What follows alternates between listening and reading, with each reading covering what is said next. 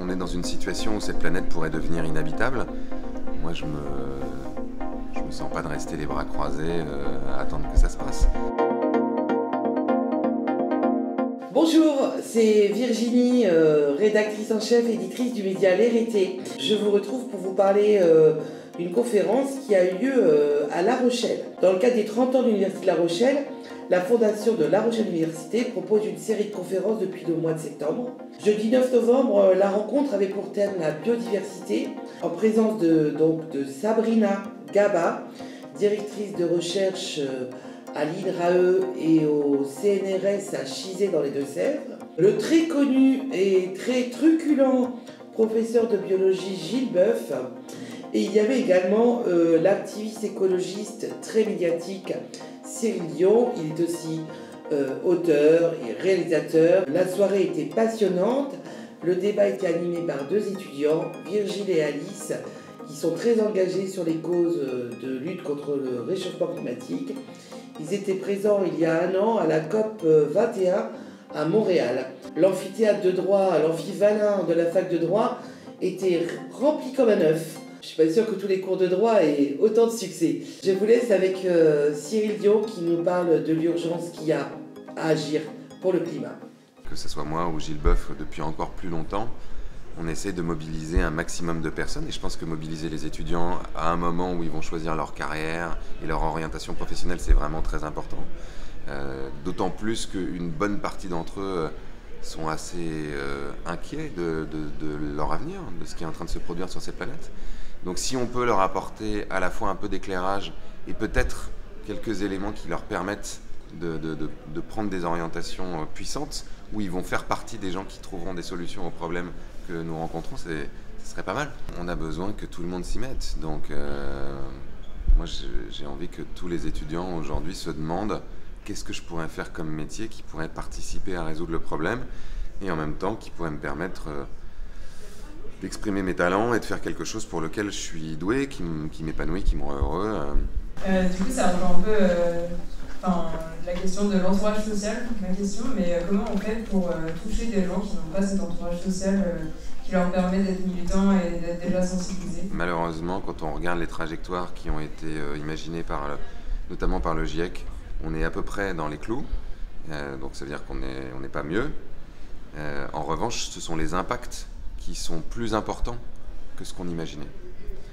Et là, à 1,2 degré de réchauffement, on voit qu'il y a déjà des étés qui sont caniculaires, qu'il y a déjà des phénomènes climatiques extrêmes qui se multiplient un peu partout sur la planète, et que on est sur une pente où dans 0,1, 0,2, 0,3 degrés de plus, c'est-à-dire quand on va atteindre 1,5 degré de réchauffement, là on peut imaginer que notre vie va devenir très très compliquée. Si on résout le problème du vivant, on va résoudre le problème du climat.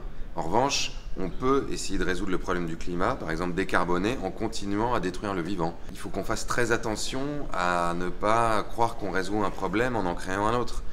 La question du vivant est centrale, c'est-à-dire que c'est l'équilibre entre nous et toutes les autres formes de vie. Les forêts, les sols, les océans. Pour moi, c'est ça qui doit être notre étalon, se dire, quand on a une politique publique ou quand on a une politique économique, est-ce qu'elle reste dans le cadre des limites planétaires ou est-ce qu'elle nous emmène au-delà? Il y a une forme de déni et d'inconséquence des responsables politiques qui continuent à faire comme si de rien n'était d'une certaine manière et qui sont dans une forme de court-termisme. Ce qu'ils veulent la plupart du temps, c'est être élu ou être réélu. C'est pas forcément engager des politiques dont on verra les résultats dans 10, 20 ou 30 ans. Ils veulent faire des choses qui sont spectaculaires ou qui montrent en tout cas leurs résultats tout de suite. Ce n'est pas le cas des politiques climatiques. La situation peut changer par le mélange de plusieurs éléments, par le fait qu'il y ait des personnes qui commencent à inventer d'autres façons d'organiser la société, d'autres récits, d'autres pratiques. Parallèlement à ça, qu'il y ait des gens qui engagent des rapports de force politiques, des rapports de force économiques, comme ça a été le cas à chaque fois que la société s'est transformée. Et puis, des circonstances historiques qui vont agir comme des catalyseurs un peu. Là, le fait que le changement climatique devienne de plus en plus grave, ça va pousser des gens à se révolter de plus en plus parce qu'ils vont subir les conséquences du changement. Et ça va aussi pousser des gens à essayer d'inventer des solutions pour vivre différemment parce qu'il y aura une nécessité.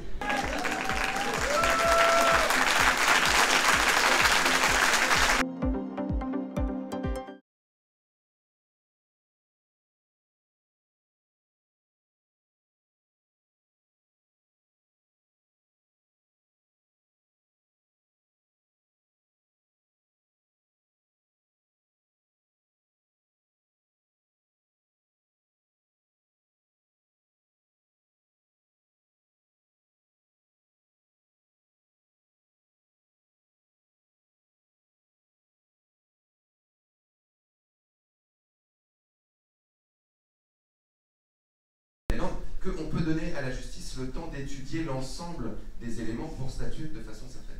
Donc, tout ça pour vous dire que le rapport de force est impossible à évacuer de l'équation. Il faut des rapports de force aujourd'hui. Et c'est en fait tout le premier volet de cette série de Résister, c'est comment on va faire de la désobéissance civile, comment on va faire des actions en justice, comment on va faire des rapports de force dans le champ politique, justement, en essayant de se faire élire, comment on va faire des rapports de force dans le champ économique pour faire en sorte que des capitaux qui aujourd'hui vont vers ce qu'on a coutume d'appeler l'économie brune, aillent plutôt vers de l'économie régénératrice, etc. Tous ces